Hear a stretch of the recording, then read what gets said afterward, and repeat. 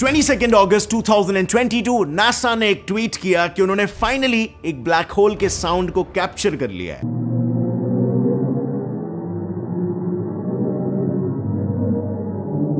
जिसे उन्होंने नाम दिया ब्लैक होल रीमिक्स। लेकिन उन्होंने अपने ऑफिशियल वेबसाइट पर यह भी कहा कि ओरिजिनल कैप्चर्ड साउंड को नॉर्मल ह्यूमन सुन ही नहीं सकते हैं और इसीलिए उन्होंने उसे 144 क्वाड्रिलियन टाइम्स इंक्रीज करके दुनिया के सामने पेश किया है। अब अगर आपको ये आंकड़े समझ में आ रहे हैं तो एक क्वाड्रिलियन यानी कि 100000000000000 यानी कि 10 lakh crore. Now just imagine 144 quadrillion यानी कितना बड़ा अमाउंट होगा। And this actually makes me curious कि ओरिजिनल साउंड असल में कैसी होगी और उतने माइन्यूट फ्रीक्वेंसी पर आखिर उन्होंने इस साउंड को डिटेक्ट कैसे किया। वेल, मुझे भी यही जानना था और इसीलिए मैंने एक सॉफ्टवेयर की मदद से ओरिजिनल साउंड को रिक्रिएट किया कि ओरिजिनल साउंड जो नासा ने एक्चुअल में डिस्कवर किया वो कैसा होगा। वेल, नासा वालों ने यह कहा था कि उन्हें जो साउंड मिला उस साउंड को उन्होंने 57 ऑक्टेव से बढ़ा दिया ताकि हमें सुनाई दे सके और हमने इसका एग्जैक्ट ऑपोजिट किया। नासा वालों ने जो साउंड को जारी किया था हमने 57 ऑक्टेव से उस साउंड की फ्रीक्वेंसी को रिड्यूस कर दिया ताकि हमें ओरिजिनल आवाज सुनाई दे। अब यह है ओरिजिनल साउंड जो नासा वालों को मिला था। जी हां, कुछ सुना ही नहीं दे रहा है, राइट? और इसीलिए तो इन्होंने इतने ऑक्टेव्स को बढ़ाया। सो काइंड ऑफ हम ये कह सकते हैं कि नासा वालों ने जो साउंड जारी किया वो उसका एम्पलीफाइड ओरिजिनल वर्जन है। बट अब इतना एक्सपेरिमेंटेशन अगर कर ही लिया है तो व्हाट इफ हम नासा ने पब्लिश किए हुए ब्लैक होल की फ्रीक्वेंसी को कुछ ऑक्टेव्स और बढ़ाकर देखें तो मैंने एग्जैक्टली वही किया। और अब मैं आपको एक वार्निंग दे देता हूं, वीडियो को पॉज करके वॉल्यूम को थोड़ा सा कम कर लो और फिर सुनो। इट्स जस्ट दिस इज थोड़ा सा क्रीपी।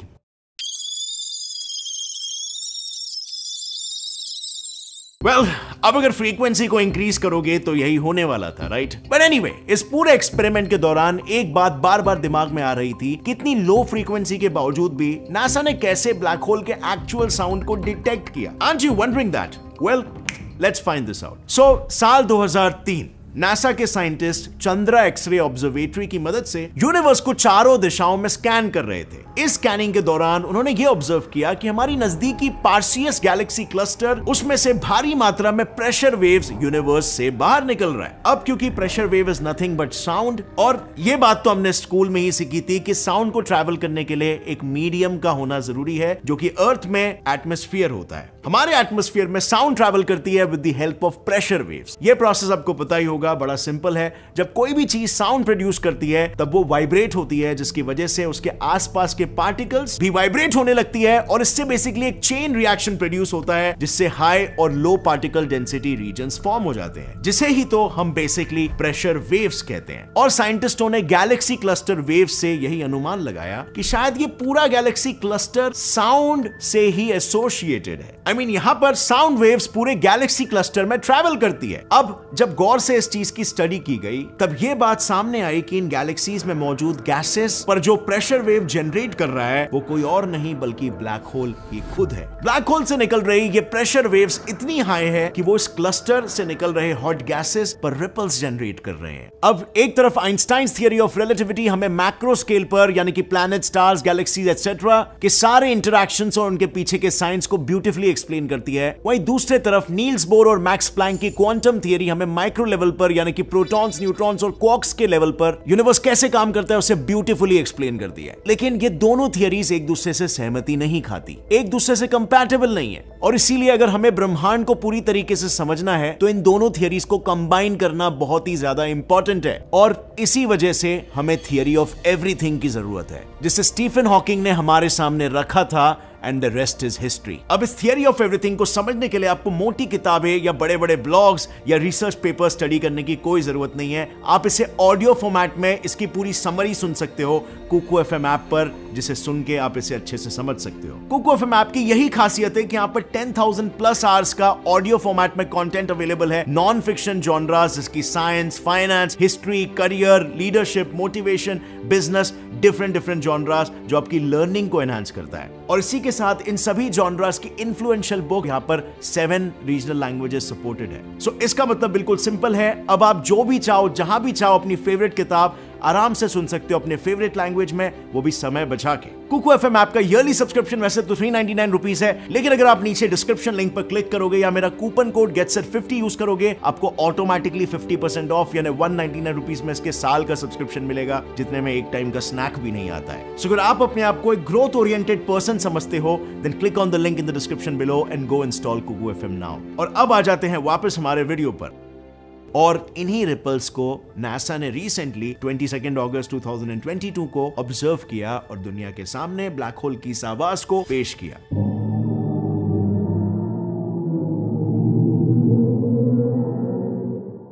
पर अब सोचने वाली बात यह है कि परसुएस क्लस्टर अर्थ से कुछ 240 मिलियन लाइट ईयर्स दूर है, और इतनी दूर से साइंटिस्टों ने इसका साउंड पता लगा लिया। तो क्या हमारे पास आज के तारीख में इतने पावरफुल डिटेक्टर्स हैं कि हम इतनी दूर से भी साउंड को रिकॉर्ड कर सकते हैं? Well, I am sorry to say but not really. दरअसल इसके लिए साइंटिस्टों ने जिस टेक्निक को यूज किया उसे कहते हैं सोनिफिकेशन। सिंपल भाषा में मैं कहूं तो किसी भी इमेज में से साउंड को एक्सट्रैक्ट करना। आई नो सुनने में थोड़ा सा साई-फाई मूवी सा कॉन्सेप्ट लग रहा हो, या मे बी आपको झोल लग रहा हो कि आखिर एक स्टिल इमेज में से हम कैसे साउंड को डिराइव कर सकते हैं। वेल, ये प्रोसेस काफी कॉमन है और ये पहली बार नहीं किया गया। जब नासा ने किसी इमेज में से साउंड को जनरेट किया हो, नासा कई बार इमेजेस में से साउंड को जनरेट करते आया है। इसके पहले भी नासा ने कई सेलेस्टियल ऑब्जेक्ट्स के एक्स-रे, इंफ्रारेड और ऑप्टिकल इमेजेस की मदद से ब्यूटीफुल साउंड्स को प्रोड्यूस किया है।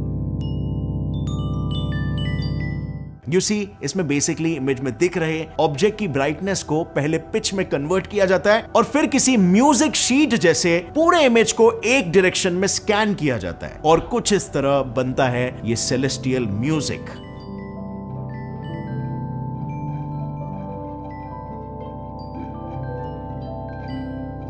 Interesting right? और रिसेंटली भी इसी टेक्निक के मदद से ब्लैक होल के साउंड को भी तो डिटेक्ट किया है, but this time with a little twist. इस बार इन्होंने इस ब्लैक होल की इमेज में ब्राइटनेस को डायरेक्टली पिच में कन्वर्ट नहीं किया, बल्कि इस गैलेक्सी क्लस्टर में मौजूद ब्लैक होल से क्रिएट हुई डेंसिटी वेव्स को डिटेक्ट और एनालाइज किया, और फिर उसके बाद साउंड को रेडियली जनरेट किया। एज इन इस इमेज को लेफ्ट टू राइट स्कैन करने के बजाय क्लॉकवाइज स्कैन किया गया हो, जैसे कुछ इस तरह, और हो गया ब्लैक होल रीमिक्स का साउंड तैयार। पर यह तो हुई यूनिवर्स में साउंड डिटेक्ट करने की एक टेक्निक, बट एक और एक टेक्निक है जिसकी मदद से साइंटिस्टों को यूनिवर्स के साउंड को डिटेक्ट करने में आसानी होती है, और वो तरीका है प्रोब। दरअसल साइंटिस्ट प्रोब पर एक ऐसा डिवाइस इंस्टॉल करते हैं जो स्पेस में मौजूद ऑब्जेक्ट्स के साउंड को डिटेक्ट कर पाए। इन डिवाइसेस में 3 कॉइल लगे होते हैं जो स्पेस के 3 dimensions X, Y and Z में ओरिएंटेड होते हैं। अब जैसे ये प्रोब स्पेस एक्सप्लोरेशन की शुरुआत करता है, तब इन पर लगे ये 3 कॉइल्स प्लैनेट्स और बाकी सेलेस्टियल ऑब्जेक्ट से आने वाले मैग्नेटिक और इलेक्ट्रिकल फ्रीक्वेंसीज या कह लो वेव्स को कैप्चर करते हैं। फिर कैप्चर की हुई इन सभी फ्रीक्वेंसीज को वो अर्थ पर भेजता है, और फिर हमारे यहाँ मौजूद वैज्ञानिक उन फ्रीक्वेंसीज को डिजिटली कन्वर्ट करके साउंड जनरेट करते हैं। Now I am pretty sure इतना सब सुनने के बाद आप सभी के दिमाग में सवालों की रेस चल रही होगी। इस स्पेस में साउंड कैसे भाई? स्पेस में तो पूरा वैक्यूम है, मतलब पार्टिकल्स तो बिल्कुल है ही नहीं, तो एटमॉस्फेयर जैसा मीडियम कैसे है? और ना ही हमने ब्लैक होल के पास कोई प्रोब भेजा है। वेल, जैसे कि मैंने पहले बताया, साइंटिस्टों ने साउंड को जनरेट किया है थ्रू सोनिफिकेशन प्रोसेस, जिसमें उन्होंने गैलेक्सी क्लस्टर के इमेज में दिख रहे प्रेशर वेव्स को इंटरप्रेट किया है। But wait, hold up, pressure waves ही तो एक्चुअल साउंड जनरेट करते हैं, राइट? तो क्या इसका मतलब स्पेस में भी एक्चुअल साउंड प्रोड्यूस होता है? क्या अब तक हमने जो भी सुना वो एक मिथ था? आपने अक्सर ये सुना होगा, राइट, कि स्पेस में साउंड क्रिएट ही नहीं हो सकता क्योंकि एटमॉस्फेयर ही नहीं होता है, वो एक वैक्यूम है। तो यहाँ पर इस फाइंडिंग्स का क्या मतलब है? और अगर स्पेस में एक्चुअल साउंड प्रोड्यूस हो रही है तो हम डायरेक्टली उसे क्यों नहीं रिकॉर्ड करते हैं? देखो, फर्स्ट ऑफ ऑल, जैसे मैंने कहा, ये वेव सिर्फ तभी क्रिएट हो सकते हैं जब आसपास पार्टिकल्स मौजूद हो, जो ये गैलेक्सी क्लस्टर में गैस और डस्ट की मदद से मुमकिन है। लेकिन हम एक चीज यहां पर भूल रहे हैं। यहां पर आपको शायद इमेज से पता नहीं चल रहा हो, लेकिन ये गैलेक्सी क्लस्टर कई मिलियन लाइट ईयर्स चौड़ा है। मतलब ये प्रेशर वेव्स उसी बड़े स्केल के हैं, कई मिलियन लाइट ईयर्स चौड़े। नहीं समझे? वेल, सिंपल एनालॉजी से समझते हैं। देखो, अगर हम कंपेयर करें इन्हें हमारे अर्थ में जनरेट हो रहे साउंड से, तो ह्यूमंस की हियरिंग रेंज होती है 20 हर्ट्ज से 20,000 हर्ट्ज के बीच। 20 हर्ट्ज माने साउंड वेव्स एक सेकंड में 20 बार ऑसिलेट करते हैं, लेकिन पर्सियस गैलेक्सी क्लस्टर के ऑब्जर्वेशन से पता चला कि यहां प्रेशर वेव्स के 1 ऑसिलेशन का पीरियड के कुछ 9.8 मिलियन ईयर्स है। तो अब आप सोच सकते हो कि इसकी फ्रीक्वेंसी कितनी लो है, और कैलकुलेट करने से यह पता चला कि ऑब्जर्व फ्रीक्वेंसी तो नॉर्मल हियरिंग फ्रीक्वेंसी से 57 ऑक्टेव्स तक कम थी। अब ऑक्टेव्स क्या होता है भाई? Let me explain. ऑक्टेव ये शब्द आता है एक लैटिन वर्ड से जिसका मतलब होता है 8, और इसे ज्यादातर म्यूजिशियंस यूज करते हैं। देखो, जब हम इंडियन क्लासिकल म्यूजिक की बात करते हैं तब हम कहते हैं कि उसमें 7 स्वर होते हैं, बेसिकली नोट्स, जैसे सा रे ग म प ध नी सा। अब यहां पर नोटिस करने वाली बात यह है कि यहां पर सा रिपीट हो रहा है, पहले सा फिर सा, सो ये सीक्वेंस वापस से रिपीट होती है, तो टोटल 8 नोट्स हो गए। Well, this is an Octave. अब जैसे जैसे हम इस सीक्वेंस में आगे बढ़ते हैं, नोट्स की फ्रीक्वेंसी भी बढ़ती जाती है, और एक ऑक्टेव को कुछ इसी तरीके से डिफाइन किया गया है कि सेकंड ऑक्टेव के सा की फ्रीक्वेंसी फर्स्ट ऑक्टेव के सा की फ्रीक्वेंसी से डबल होती है। मतलब अगर पहले सा की फ्रीक्वेंसी है 65.4 हर्ट्ज, तो उसके बाद आने वाले सा की फ्रीक्वेंसी होगी 130.8 हर्ट्ज, यानी पहले वाले का डबल। अब ह्यूमन हियरिंग रेंज 20 हर्ट्ज से 20,000 हर्ट्ज में टोटल 10 ऑक्टेव्स होते हैं, और जैसे कि हमने शुरू में बात की, नासा ने रिलीज की ब्लैक होल रीमिक्स की फ्रीक्वेंसी इस नॉर्मल रेंज से भी 57 टाइम्स कम थी, मतलब हमारे ऑडिबल फ्रीक्वेंसी से काफी ज्यादा कम। अब इस स्केल के साउंड को एक्चुअली में सुनने के लिए हमें बहुत ही ज्यादा सेंसिटिव डिटेक्टर्स बना के उस गैलेक्सी क्लस्टर तक भेजना पड़ेगा, और उसके बाद भी डिटेक्ट हुई साउंड को हमारे हियरिंग रेंज तक लाने के लिए कई गुना तक आर्टिफिशियली उसे एम्पलीफाई करना पड़ेगा, तब जाकर हम उस साउंड को असल में सुन पाएंगे। अब अगर आप नासा के इस ट्वीट के नीचे लिखे गए कमेंट्स को पढ़ोगे तो उसमें कई लोगों के एक जैसे ही रिएक्शंस है, क्रीपी, हॉरर एंड टेरिफाइंग,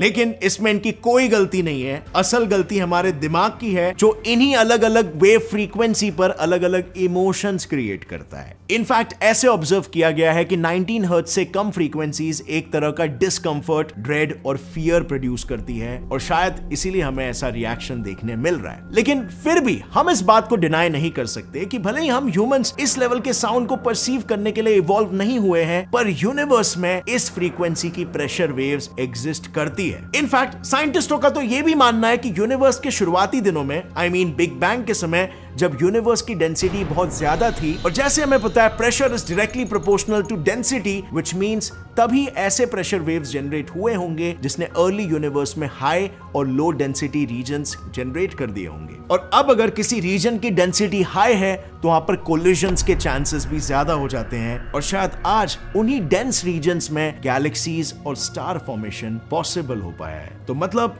शायद हम ये भी कह सकते हैं कि ये वेव्स कोई म्यूजिक के वेव्स नहीं, बल्कि हमारे एग्जिस्टेंस के वेव्स है। ये वही वेव्स है जिसकी वजह से स्टार फॉर्मेशन पॉसिबल हो पाया और galaxy formation, and as a result life भी। सो या, these waves are kind of like God to us. With that said friends, अगर इस वीडियो से आपको कुछ भी नया सीखने मिला, एक लाइक जरूर ठोकना। Get set fly science channel को अभी सब्सक्राइब कर लो और बेल नोटिफिकेशन दबाओ ताकि आगे आने वाली हमारी कोई भी वीडियो की अपडेट आप मिस ना कर सको। और फ्रेंड्स, जाने से पहले मत भूलना, थियरी ऑफ एवरीथिंग इस ऑडियो बुक को आप कुकू FM पर सुन सकते हो। Use my coupon code GS50 to get 50% off. Link is in the description. See you next time friends. Till then, as always, stay curious, keep learning and keep growing. Jai Hind.